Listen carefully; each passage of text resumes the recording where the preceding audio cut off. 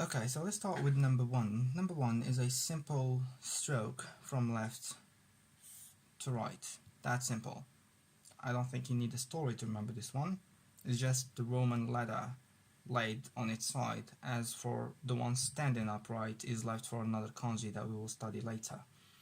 There is one thing you need to remember about this, is that this character, well, the character 1, has a different meaning depending on its position when you place it with other kanjis. Now, kanjis are formed from other kanjis that we call building blocks or radicals.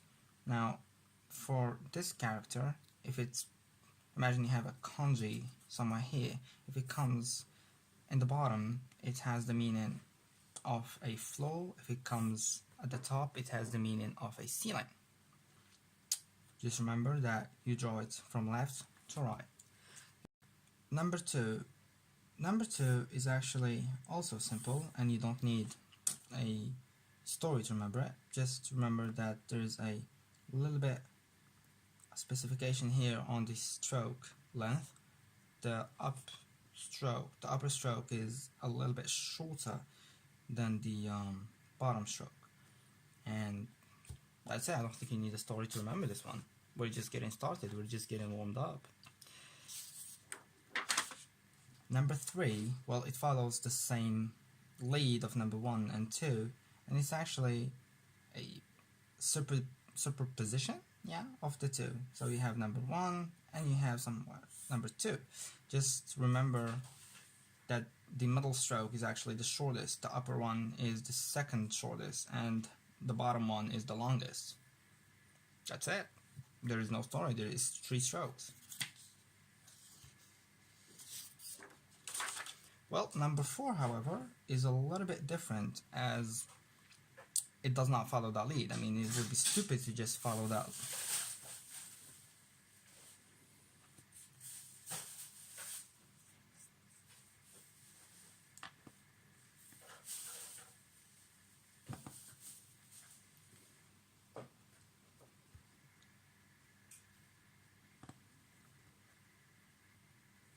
Number 4, however, Number 4,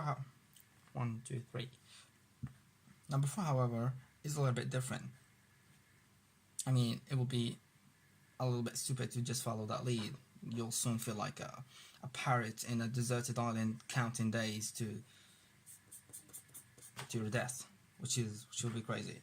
Now, actually 4 is a little bit different, but before we study 4, let's study what 4 is made of. Now, Japanese people were never fans of circular shapes. So anything circular in your mind actually becomes rectangular, like this. So the character for mouse is actually, rather than a circle, is somehow rectangular. Just note that writing this character is a little bit different than the normal square. I mean, I used to write squares like this. Well, actually not. You see the habits?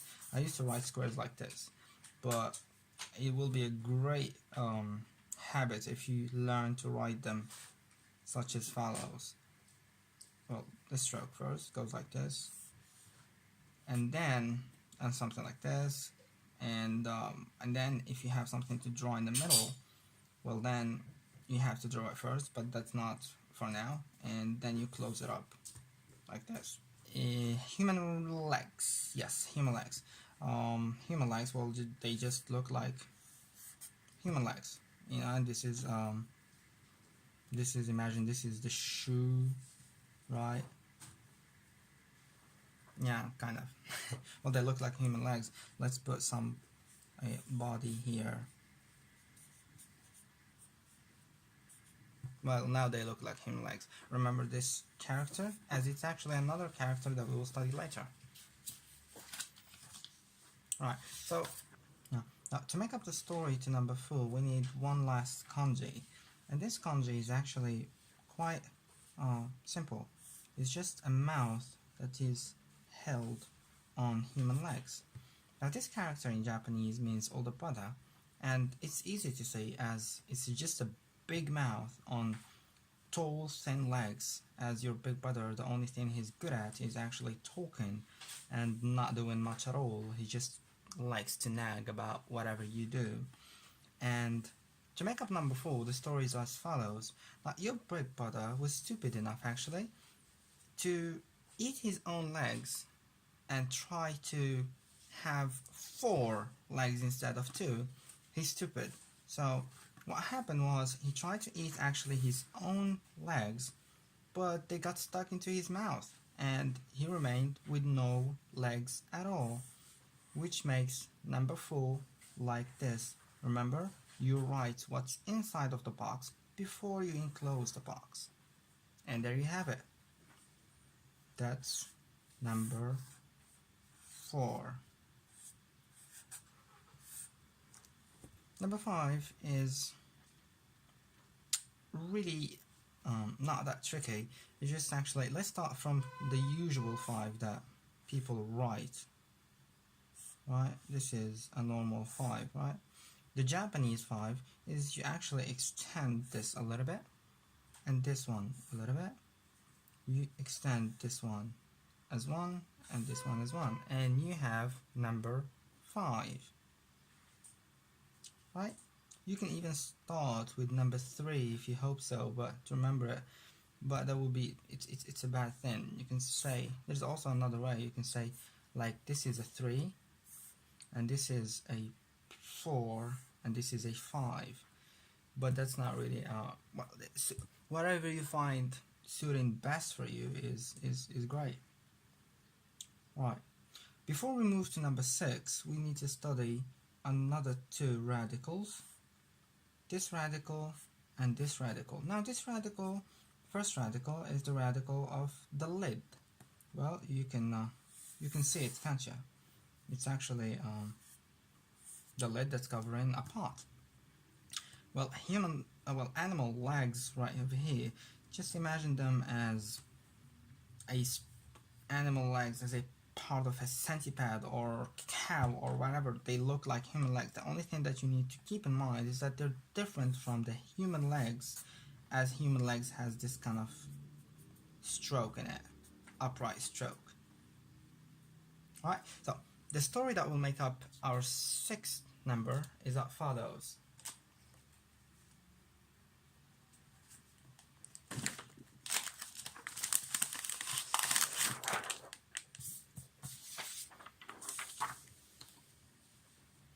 Now, Japanese people believe that for infertile parents, if you hid a pair of animal legs under a lid, you can have as many as 6 children. As many as 6 children. So there you have it. Just remember, animal legs. I'm sorry. Animal legs under a lid that makes up 6. Right. Number 7. Number 7 is actually, well, it's actually the easiest one. If you just remember to flip it over. Just if you can do a 128 degrees, you end up with number 7, which is as follows. The only thing you need to remember is the stroke order, as this is the first one, this is the second one, and don't forget to end it up with a flick of your pen, just to give it that nice, and it's actually, you need to actually, it's not just for aesthetic purposes. Number 8, to be honest, I don't have a story for number 8, I just remembered it as follows, because it looks like animal legs, but it has this little thing here, so maybe the story you can come up with will be, I don't know, I don't have a story for this one. Neither do I for number 9. These 2 numbers I just memorized like this, but actually starts with this one first. This is the second one. Just remember that you have actually to exceed both from both sides. This is not a number 9. This is actually another character. Another character meaning wind.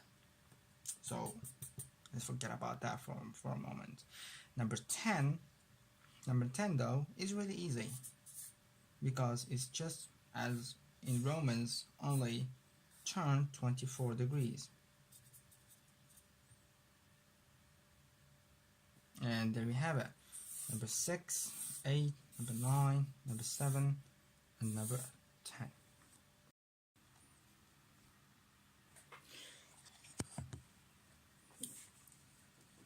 The first character that we have is the character of a rice field. Let's see how this character is written.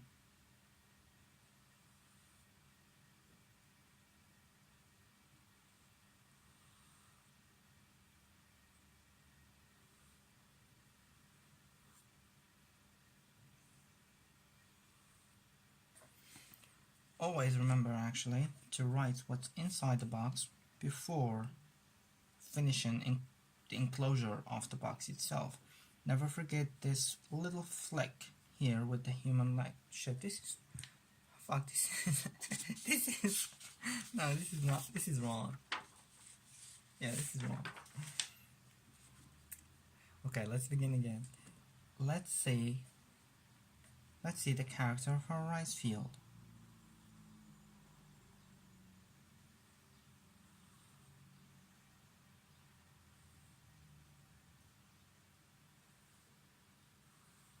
Now, as you might be tempted to visualize this as 10 inside of a mouth, I wouldn't recommend that. Just instead, try to visualize a rice field with little rice plants, I don't know. Just try to visualize it as a rice field.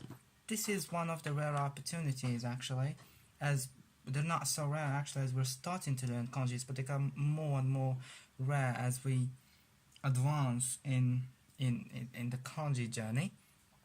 So I would recommend it just to visualize it as a rice field, and that's not so difficult to see, I believe.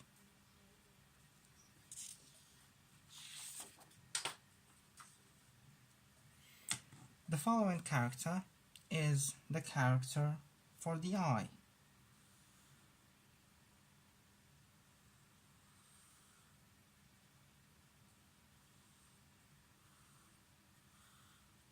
Now, as Japanese people are not really fond of all that is circular, this is actually an eye. Is just imagine it's square shaped. Just imagine a face like this and square eyes, and you're just looking a little bit drab and you know, just looking. What are you doing? It's a face that looks like, what are you doing? Yeah, right. So it's actually just an eye that is become more rectangular than just circular, as you would like to draw it like this. I don't know. Well, this doesn't look like a real eye, but you know, you get the idea.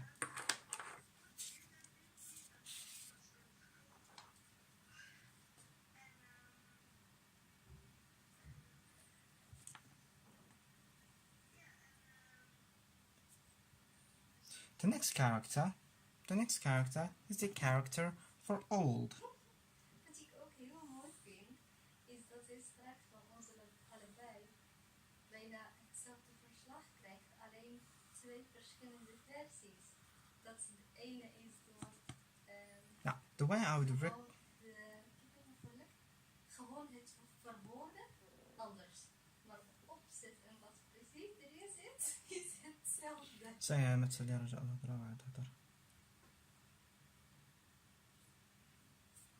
Now, this character is easy to remember, as it's actually a representation of a cross on a tombstone. Or maybe you can imagine this is like the whole tombstone, just like this. It's not, just try not to think of it as 10 on a mouth. It will be, the story to make up will be much more difficult than just visualizing the whole character as a tombstone. And remember that when you get old, you die, so it's kind of like that. Yeah, something like, well, something like this. I'm bad. I'm really bad at drawing, so something like this. And this character is actually like a side view of the tombstone, of the yeah. Okay. Well, the next character we have is the perceiving eye, which is it's just an eye, but like the sense, the the me that's actually sensing around whatever is around me. And the character is as follows. We start by drawing a 5, and we complete it by drawing a mouth.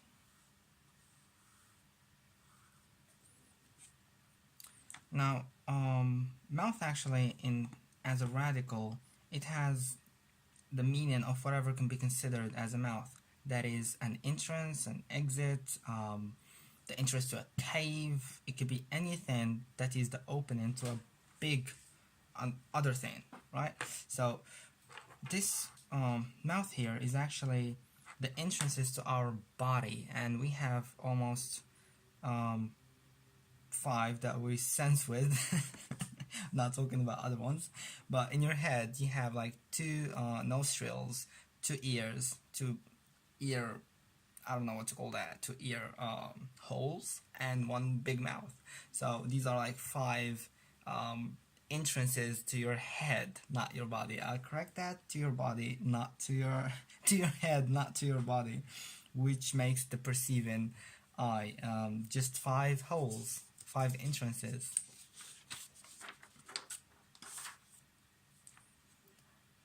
The character, the next character, is quite an intuitive one. It's the character for risk, and it is as follows.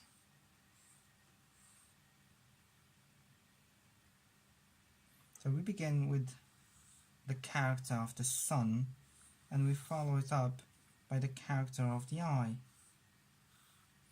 Now, simple story, there is a risk of looking directly to the sun. Now this is your eye, and if you see the sun directly, there is a risk. There's not much to this story, is there? The next character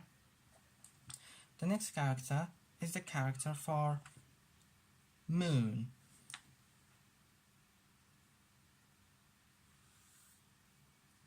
And it is as follows.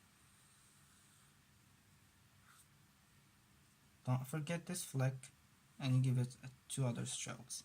Now, this character is really just, you're not gonna find a hard time remembering it because it's everywhere. The frequency, the astonishing frequency of this character will make it for you difficult to not remember, but it's the character for moon. For now, if you want to remember it, just think of it as the eye of the night, hidden by some kind of clouds here, kind of cloud, and that's some kind of clouds right here, and it'll get you the idea. But the sheer frequency of this character will make it hard for you not to remember it. So this is the character for moon. As a radical, it will hold also the meaning of flesh, which is a little bit weird, but yeah, it will have that kind of meaning. It will make it easy to make up stories with the meaning of flesh than moon.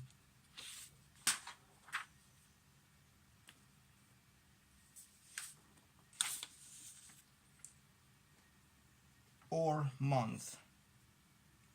Yeah, it has actually the 3 meanings: month, moon, and flesh. The following character is the character of companion, and it is as follows. It's actually just 2 moons put in side by side. Uh-oh. No, that's bad. Pixel.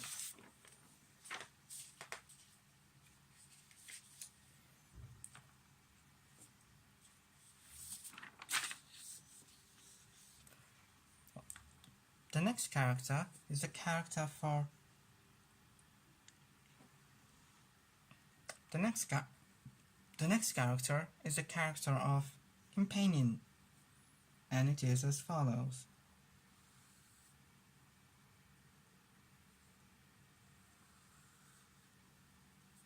flick, 2 strokes. That's our first character of month or moon. And you give it another month next to it as it keeps it company. And that's how I remember it. A company, a month keeping another month company. That's it. The next character is the character for bright. Now, it is as follows.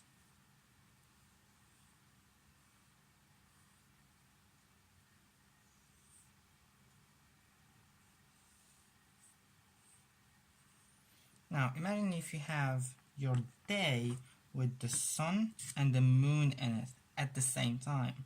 Nothing could be brighter, right? So yeah, if you have your moon, your sun together at the same time, nothing could be brighter. So that's the character for bright. Let's see the character for prosperous. Now, usually in ancient times, sun was a sign of prosperity, but what could be actually more prosperous than to have 2 suns in one sky? That is real sign of prosperity, isn't it? Now, if you remember the first time I have written the character for legs, I try to imitate the human skeleton, I think, with something like this. That was actually inspired by the character of spine, which we'll study next, and it is nothing more than 2 mouths linked together, but I'd rather not see it as such, but I would just rather see it as the building blocks of a real skeleton. And these are actually bones, and imagine this is the cushion that holds the bones together. So yeah, this is the character for spine.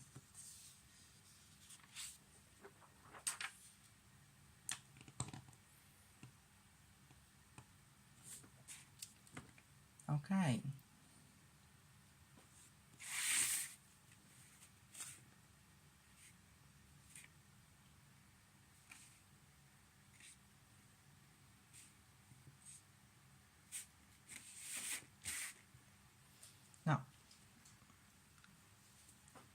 Now let's see the character for Now let's see the character.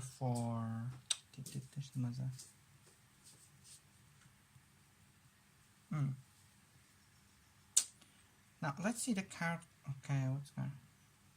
Now let's see the character for sparkle.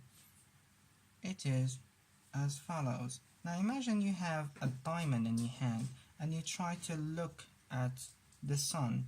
You will immediately see the reflection of the sun on each and every side of that diamond. Well, there could be as many as 50, as it could be as many as 3. If it's just a simple diamond, I suppose, you can see just 3 suns actually in that diamond, which make a sparkling vision of the sun. This is the character for sparkle. Now it's not as perfect as it should be. These 2 characters should be identically